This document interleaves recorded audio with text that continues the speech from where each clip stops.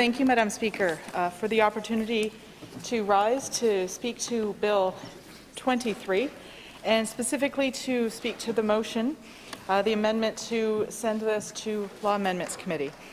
And, you know, Madam Speaker, I want to start by saying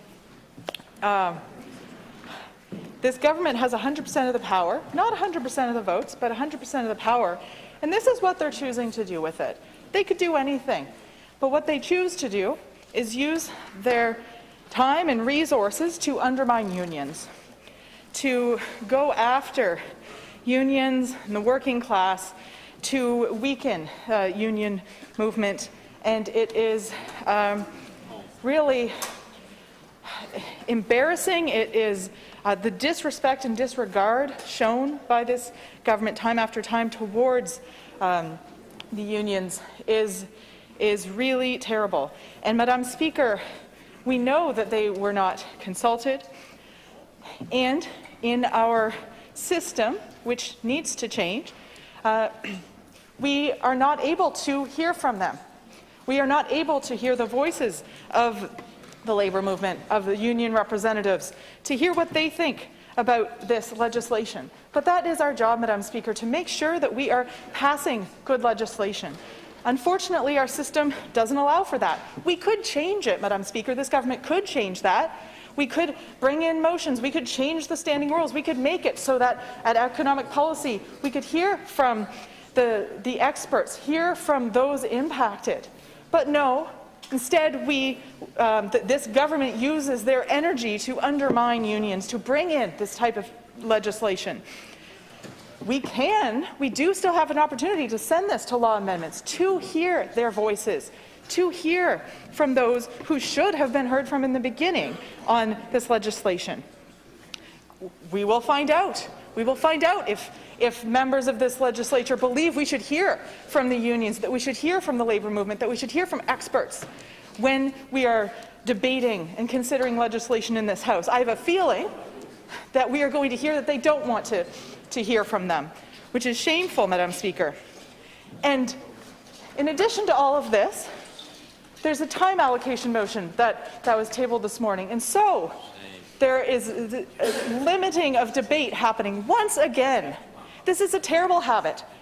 And when they bring it forward and there's some noise on the opposition side, they say, oh, well, you did it too, to the Liberals. Doesn't make it right, Madam Speaker. It is wrong to bring forward time allocation motions to limit debate. It is unacceptable.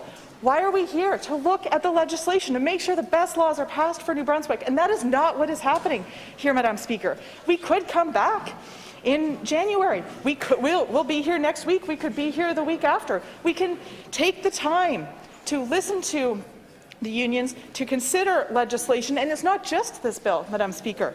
There are multiple bills that will be rushed through. They've said 12 more hours to consider these multiple bills, and it is unacceptable, it is shameful, and unfortunately, it's a habit in this legislature. Madam Speaker, we know there are several problems with this legislation, and I know my Green colleagues have spoken to some of the specifics.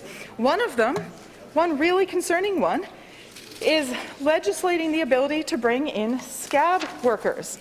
And I know that members on the government side are saying, oh, well, no, we're not talking about scabs. Well, if you look at the words in the legislation, then you look at the Merriam-Webster dictionary, then you see the definition of scab is a union member who returns to work before a strike has ended, a worker who accepts employment or replaces a union worker during a strike. Frankly, it looks like they took the dictionary definition of scab and put it into the legislation, so I'm not sure what they're talking about, Madam Speaker. But this is unacceptable. This is not the path we should be on. This undermines the labour movement. This undermines what unions and workers have fought for so long, for better working conditions, better wages, and their protected rights to strike, and for things to be fair. This, as my colleague from Fredericton-South, leader of the Green Party, said, they keep using the word balanced when things are everything but balanced. Madam Speaker. This is unacceptable. And we need to be on the path to move towards better wages, better working conditions, more unionization in the province, better working conditions for all. But what we see coming from this government is moves to privatize, moves to undermine unions, moves to, frankly, just keep believing in trickle-down economics and not really look at what has made working conditions better for the people of New Brunswick, for people around the world, which has been unionization, which has been ensuring that they could fight and defend the rights of workers, whether that be wages, whether that be working conditions. And Madam Speaker, this is just a blatant attempt to weaken unions. But I know that they will not stand for it, neither will I. We will push back.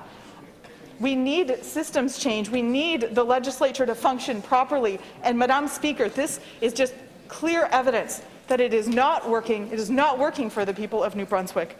And so, Madam Speaker, in an attempt to make it work, I would encourage the members of government to support this amendment, to send this to Law Amendments Committee, to hear from those we need to hear from, to make sure we have good legislation.